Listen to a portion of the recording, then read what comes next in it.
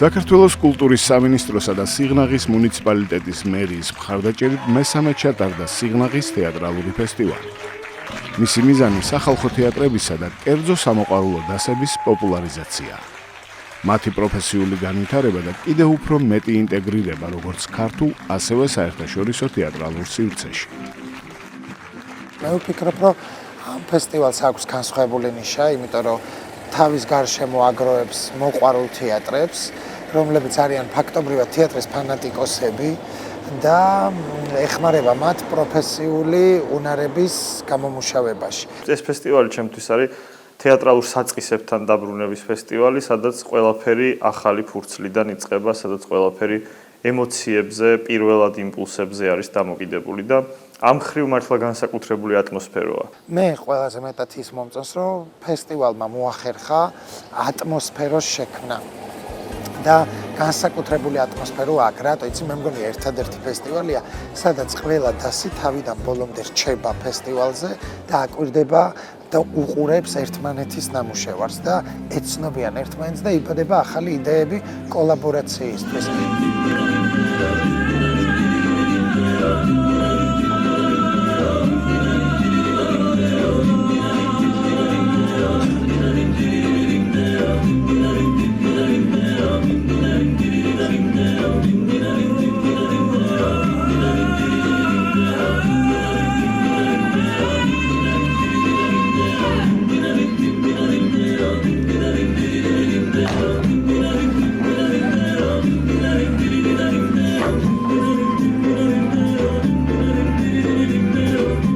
ფესტივალში მონაწილეობის მსურველი ძალიან ბევრია.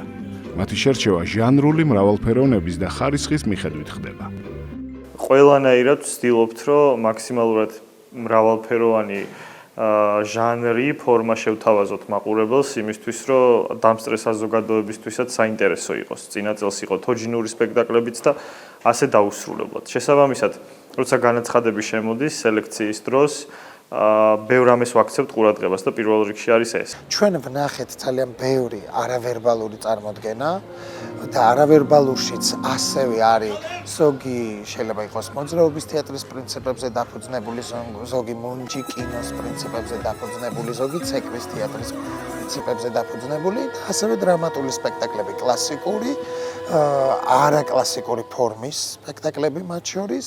და ამიტომაც პროგრამა ყოველთვის არის მრავალფეროვანი. ბევრი მიზეზია ხოლმე, ტექნიკური საკითხები თავისთავად, რომელი სპექტაკლი მოგვერგება, რომელი არ მოგვერგება, იცით, პატარა სცენა გვაქვს სიღნაღში, გურჯაანის მუნიციპალიტეტია ჩართული და ყვარლის, იქაც გარკვეული ტექნიკური მოცემულობები არსებობს, მაგრამ მაქსიმალურად ვცდილობთ, რომ ფესტივალიც ეხმარება თავისი ტექნიკური რესურსით და ბევრი მიზეზია, მოკლედ, როგორც ვარჩევთ სპექტაკლებს. საბოლოო ჯამში 12 სპექტაკლს არ ვწდებით ხოლმე. ერთი წელი იყო, როცა 13 სპექტაკლი იყო და 12-ია ძირითადად. ვინც ახლოს გაგვიცნო, ძმა გახდა.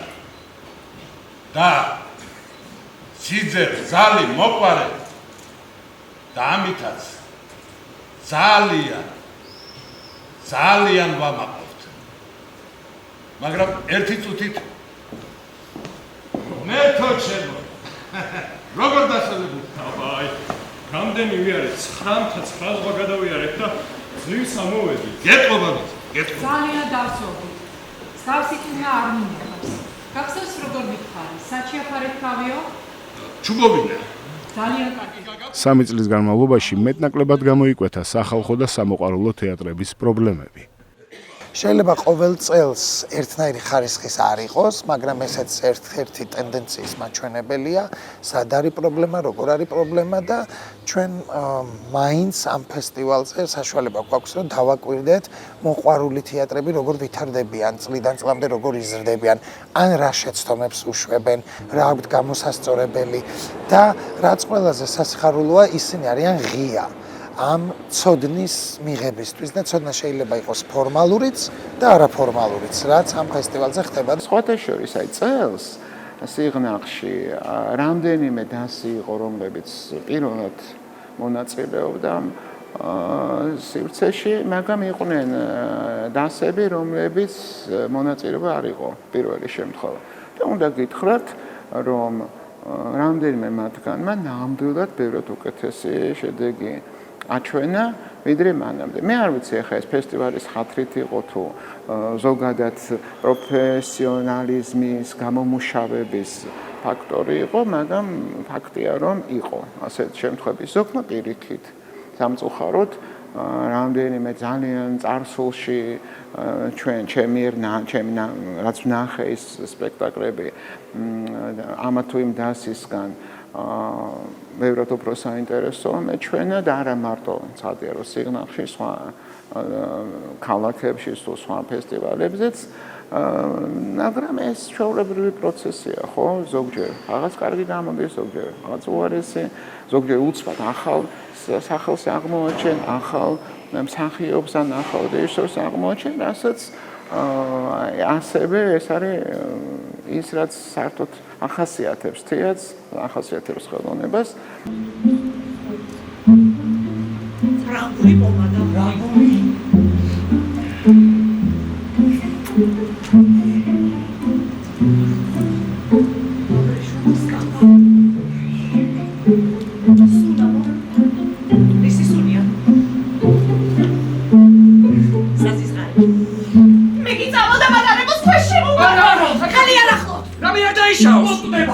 ამ ფესტივალის არსებობა იმიტომ არის მნიშვნელოვანი, რომ ეს ხელს უწყობს თეატრის განვითარებას ზოგადად. აი ხა მე მაგალითად ხა ეს კითხვა რომ დამისვით ინგა გამახსენდა იმ წამსვე ბრუკის წიგნით არიელის სივრცე, სადაც იქ რამდენიმე ტიპის თეატრზე საუბრობს, მათ შორის უხეშ თეატრზე და იქ მოიაზრებს სწორედ სახალხო თეატრებს და იქ წერს ბრუკი რომ შესაძ თეატრი კვდება თეატრის გაცოცხლებისთვის სწორედ ეს სახალხო თეატრები არის ის რაც და ის ფორმები და ის სიახლეები რასაც ამ სახალხო თეატრს მოაქვს და ეს ყოველთვის უნდა გაითვალისწინოს ვთქვათ პროფესიულმა თეატრმა, ხო, ის ხერხების ფორმები და ის მსახიობები თუ ვთქვათ, ნუ რეჟისორები იშვიათად არიან მოყვარულები, მაგრამ მაინც, ხო?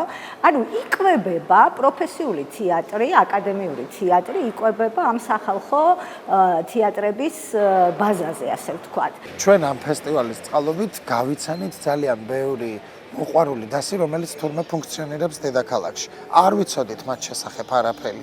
და აქ აღმოვაჩინეთ ძალიან ბევრი და ვაკვირდებით მე ფესტივალიდან ფესტივალამდე როგორ იზრდებიან ისინი, როგორ ცვლიან მუშაობის ფორმას, ხერხებს, გამომსახველობით საშუალებებს. ერთ წელს დრამატული სპექტაკლი აქვს, მეორე წელს ისინი არავერბალურ სპექტაკლს წარმოადგენენ და ძალიან საინტერესოა ამ პროცესზე დაკვირვება. მე დავაკვირდი ესეთ რაღაცას, რომ დასები, სახალხო თეატრები, სამოყვარულო თეატრები წინა წლებში ვინც იყვნენ და წელს ვინც იყვნენ. ნუ აი იყო აბსოლუტური განსხვავებული ნამუშევარი, იმიტომ რომ ძალიან დიდი ნაბიჯი იყო, შეიძლება ასე თამამად ვთქვათ. იყო ნამუშევარი შარშანწინაც მათი, მაგრამ წელს გაცილებით უფრო ხარისხიანი იყო მათი ნამუშევარი, გაცილებით უფრო გასაგები იყო მათი გადმოცემული სცენიდან. ამიტომ მე ვფიქრობ, რომ თვითონ ფესტივალი წლიდან წლამდე ძალიან ვითარდება. სელექციის შედეგად საკონკურსო პროგრამაში მოხვდნენ ბორჯომის, გურჯაანის, მესტიის, საჩხერის, ვანის სახალხო თეატრები, დამოუკიდებელი კომპანიები არტ დრონი, თეატრი ერა, მოდინახე, ანარეგლი, სამოყვარულო დასები თურქეთიდან, არაბთა გაერთიანებული საამიროებიდან და რუმინეთიდან. წელს ნამდვილად მქონდა მე გამორჩეული სპექტაკლები, ნამდვილად მყავდა გამორჩეული შემოქმედები. ეს არ იქნება გასაკვირი თუ ვიტყვი, რომ არიან გამარჯვებულები, შეიძლება ასეც ითქვას. პირველი სამი ადგილი ვინც დაიკავა, თუმცა ამის გარდაც იყო დასები, რომელიც ჩემთვის იყო აღმოვაჩინე როგორი ასე ვთქვათ ენთუზიაზმით მუშაობენ ბავშვები და ბავშვებს ვამბობ შეგნებულად, იმიტომ რომ იქ არიან არა მხოლოდ დასრულები, არა მხოლოდ თეატრში მოთამაშე მსახიობები, არამედ ისე მიწვეული სტუდიის წევრი ბავშვები. ერთს გამოვარჩევდი არტ დრონის ნამუშევარს, იცეკვე დამძიმდა ფრთები.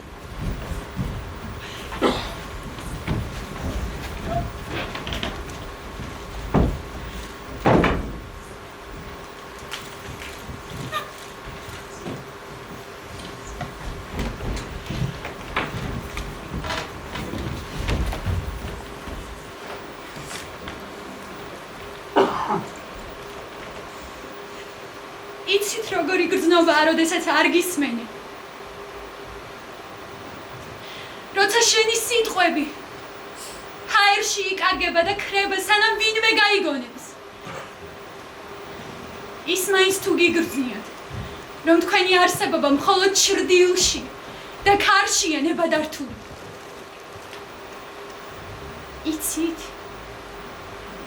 თუ იცით, მაშინ მომისმინეთ, მოусმინეთ, შეიგნეთ. და თქვენ, ვისაც ეს სიტყვები არ გეხებათ, იცეკვეთ. იცეკვეთ. დამძიმდა ფრთები.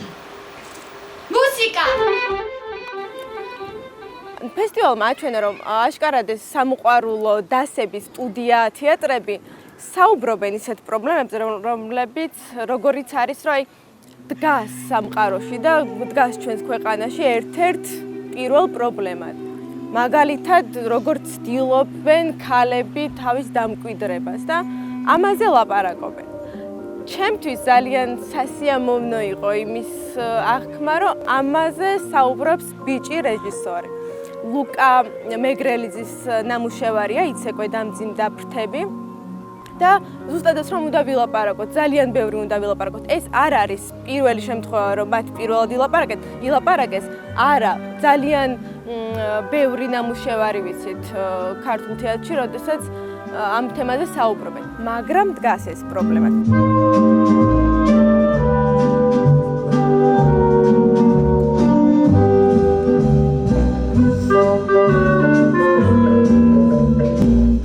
ძალიან სასიამოვნოა ის ფაქტი, რომ ისეთი დასებიც ამაზე საუბრობენ, რომლებიც თავიანთ თანატოლებს აწვდენენ ხმას. ეს ნამუშევარი იყო ქორეოდრამაში, როგორც ვერბალური, ასევე არავერბალური და ძალიან სწორი და კარგი გადაწყვეტაც იყო ეს, რომ ერთიანად გამოხატავენ სხეულის ენითაც, ვერბალური ენითაც და კიდე რაც იყო ამ სპექტაკლში მნიშვნელოვანი, ვფიქრობ, იყო ის, რომ მათი მონოლოგი იყო რაღაცნაირად ამოძახილი, მიიტანონ მაყურებელთან, აი ეს იგრძნობოდა რაღაც ტკივილი, ქალების ტკივილი, რომ გოგოები როცა ამ თემაზე საუბრობდნენ, გრძნობდნენ ამას და ეს მოდიოდა მაყურებლამდე. მე ვფიქრობ, რომ ძალიან დამსახურებულადაც აიღეს მათ მესამე ადგილი წლევანდელ ფესტივალზე.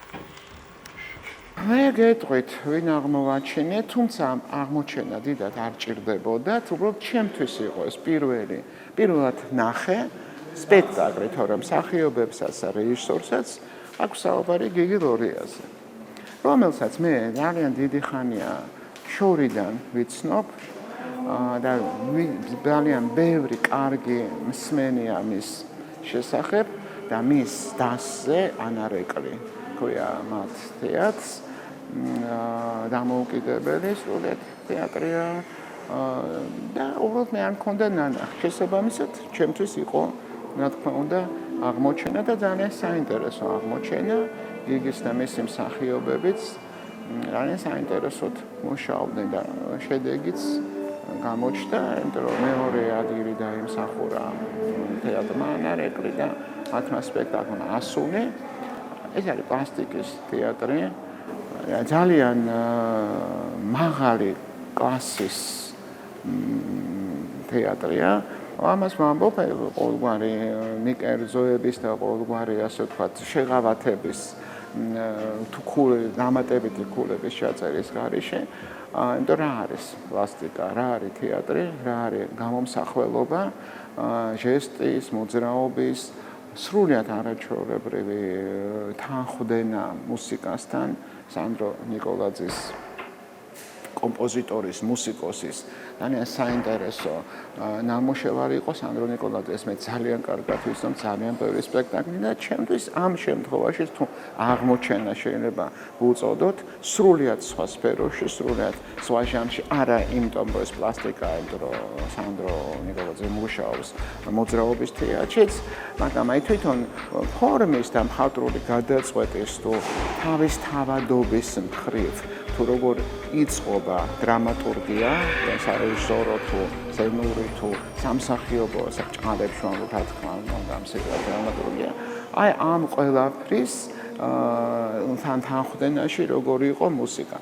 ჩემთვის ეს იყო ძალიან ჰარმონიული და ძალიან საინტერესო ნამუშევარი.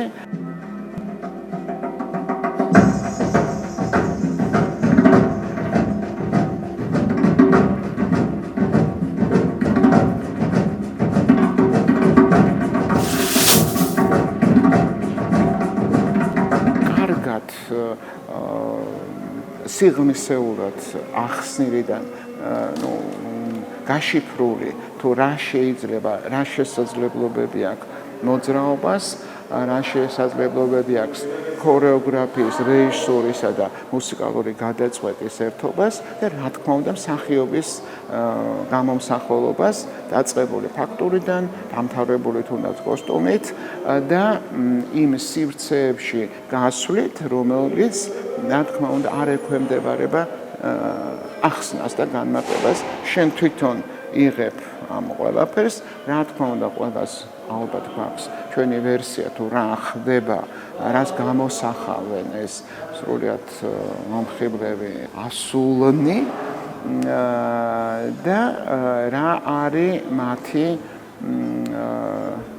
შესაძლებლობების ზღვარს ვერ ვიტყვი, იმიტომ რომ მე ისიც დავინახე და აი ესეც აღმოჩენა რომ იყო გიგისაც და სალომესაც, რომელიც ქორეოგრაფია სპექტაკლის აქვთ საკმაოდ ისეთი შესაძლებლობის კიდე მეტი ვერსია და მეტი ვარიანტი და ამიტომაც ჩემთვის ეს მართლა გამორჩეული ნამუშევარი იყო მთლიანობაში და აი რასაც ქვია, როდესაც უყურებ სპექტაკლს და იღებს სიხარულს და სიამოვნებას განიჭებს რასაც უცხერ, აი იყო ჩემთვის ნამდვილად ეს სპექტაკლი.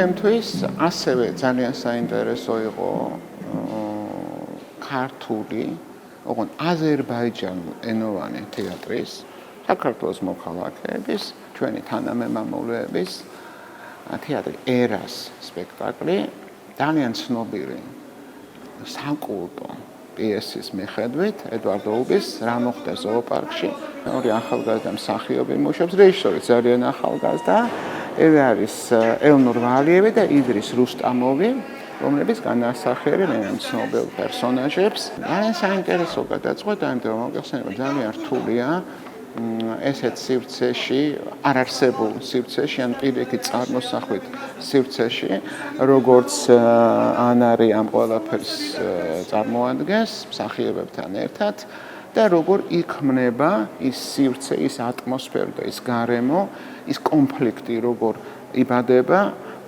როგორ მწიფდება და როგორ მიდის თავის კულმინაციამდე, დასასრულამდე, ხო?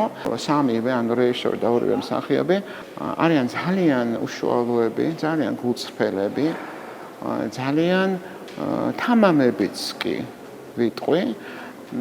და ამავე დროს მიუხედავად იმისა, რომ ჩვენ პიესა ვიცით და აღონ არ გვესმის სამწუხაროდ აზერბაიჯანული ენა, ჩვენთვის არის აბსოლუტურად ყველაფერი გასაგები. და პიესა ერთია, ენესოდ და მეორე, მაგრამ ვიზუალურად, მხატვრული ფორმით, რაღაც გარკვეული ნიუანსებით ხო, რითაც სარგებლობს რეჟისორი და რასაც იყენებენ მსახიობები არის აბსოლუტურად ნათელი, გასაგები და რატომ?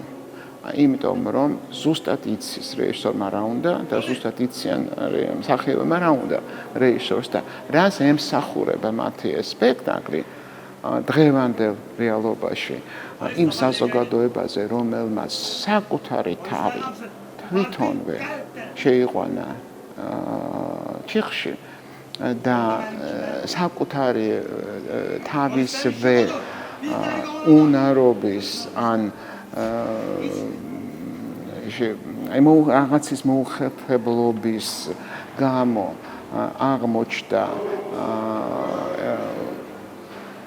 რაღაც კატასტროფის ფაქტობრივად წინაშე ტრაგედიის წინაშე აი ძალიან ფაქიზად ასრულებენ მსახიობები და ძალიან აი მართლა ესეთი მარცვალ ნიუანსებზე აგებული ამბავი ვითარდება ზოოპარკში და ვფიქრობ, რომ ძალიან კარგი ფაქტი მოხდა, რომ მათ კონდათ დადგეს ეს სპექტაკლი სწორედ მაშინ, როდესაც უკვე იყო საშუალება არა 5 წლისი, არამედ იმ წელს, რომელმაც მისცემათ შესაძლებლობა, რომ მოხვედრილი იყვნენ ფესტივალზე და ჩვენც მოგვეცა შესაძლებლობა, რომ გვენახა ეს სპექტაკლი და ამას გავიმეორებ, რომ თუ კი ისინი გააგრძელებენ ამ მიმართულებით მუშაობას, ჩვენი სახით მათ ეყოლებათ გულშემატკივარის და მაყურებელიც.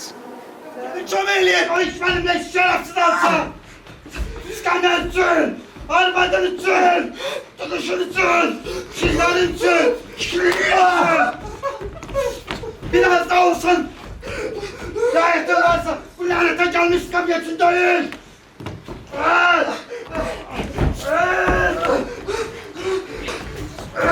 Niemand ist das drin! Ich stelle auf das! Seine Kabernalgata! Sag steht meine Radfahrer! Gel, el olsun!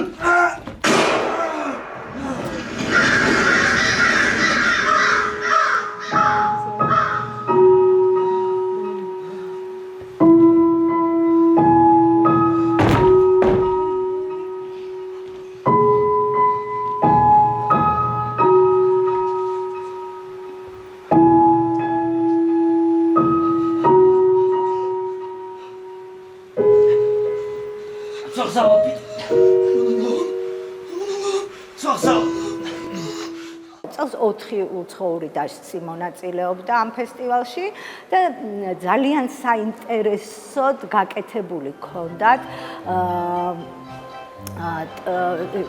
არაბთა გაერთიანებული ემირატებიდან იყვნენ წარმოდგენილი სამოყვარულო დასი, ტრიო სტუმარი და ეს იყო ომის სოციალურ თემაზე და რა საშინელება მოაქვს ამ ომს და მაგრამ ისე კარგად ჰქონდათ და აი ზუსტად სახალხო თეატრის ხერხით გადაწყვეტილი და ის მოტანილი მაყურებლამდე ძალიან კარგი ნამუშევარი და გვანახეს ამ ადამიანებმა. სხვათა შორის რეჟისორი სირიიდან ტოვილი იყო და მისთვის ეს ძალიან ისეთი ახლობელი თემა. كنا ساعتها نحارب في مركز أمامي. كان علينا أن نتقدم بخطى رهيبة نحو الموت. وكل لحظة تمر كانت تقربنا من موت أكيد. كنا نرفع رؤوسنا لنلقي بقنبلة يدوية في الهواء ثم ندفن رؤوسنا في الرمل مرة أخرى وفجأة ظهرت أمامنا دبابة معادية شقت الضباب أطلت برأسها كخرتيت قبيح أخذت تتقدم نحونا بخطى رهيبة نحو الموت. الموت يقترب. أسمع وقع خطاه الحديدية يسير فوق أضلاعي وأرتجف. أنظر إلى السماء طالبا من الله نجدتنا فأرى ذراع صديقي تشارل ترتفع ليلقي بقنبلة يدوية في ძალიან الهواء. საინტერესო ნამუშევარი გვანახეს რუმინელებმა. თვითონ ცოტა ვერ მივხვდი ეხა ამ პერიოდში რატო აიღეს ეს პიესა ვარშავის ისტორია გახსოვთ ალბათ ეს საბჭოთა პერიოდის პიესაა ცოტა თემატიკას ვერ მივხვდი აი დღევანდელობასთან რა შუაშია ის რაზეც არის ეს პიესა ხო გახსოვთ ალბათ ეხა არ მოყვები ამ პიესის შინაარს მაგრამ თვითონ სამსახიობო ნამუშევარი ძალიან საინტერესო და ძალიან და რაც მთავარია რატო აღნიშნე და გამოვყავი ამ დადგმაში მონაწილეობდა უსინათლო ანუ ბიჭი იყო უსინათლო არის უსინათლო და აი როგორი ინტეგრირება ხდება სათეატრო ხელოვნებაში და საერთოდ ვერ შეატყობდი სცენაზე თქვათ ამ ადამიანს რომ იგი არის უსინათლო აი ესე ძალიან საინტერესო იყო ჩემთვის რომ თქვათ სპექტაკლში თეატრალურ წარმოდგენაში მონაწილეობს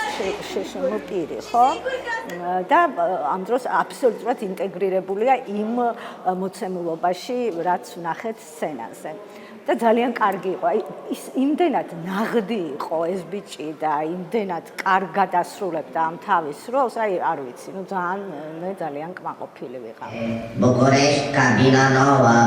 București, cabina nouă! Cu cine vrei să vorbești? Cu Varșovia. Mai precis? Hai să rămână mică taină. Totdeauna mică taină prospătează relații. Dar nu ți se pare că le împrospătezi un pic cam repede? Ai bine. Când o să vină gerurile mari și transformăm în țârțe, venim aici și prefacem că aștept o convorbire. Da, te-ai săturat să pas străzile, te înțeleg. Bine, dar mai te plânge. Ce dacă sunt studenți cerșitori? Sunt sărăcuță, dar tânără și am, cum se spune, am tenul proaspăt. Dar cam răgușit, nu mai am voce. აუცილებლად მინდა აღვნიშნო გურჯაანის კულტურის სახლის მიერ წარმოდგენილი სპექტაკლი ნიკო წელს პირველად ანახა გურჯაანმა ესე იგი თეატრალური სანახაობით პირველად წარდგა ამ ფესტივალზე და ძალიან კარგი ნამუშევარი იყო შერეული ტიპის სპექტაკლი ვერბალური და არავერბალური თეატრის ხერხებით გაკეთებული ძალიან კარგი სცენოგრაფია მუსიკალური გაფორმება იმასაც კი ვფიქრობდი რომ რომელიღაც საპრიზო ადგილს მოიპოვებს სამწუხაროდ ასე არ მოხდა და მაგრამ ნუ ეხლა ყოველთვის კონკურსი და ფესტივალი რაღაც თავისი გამონაკლისებით არსებობს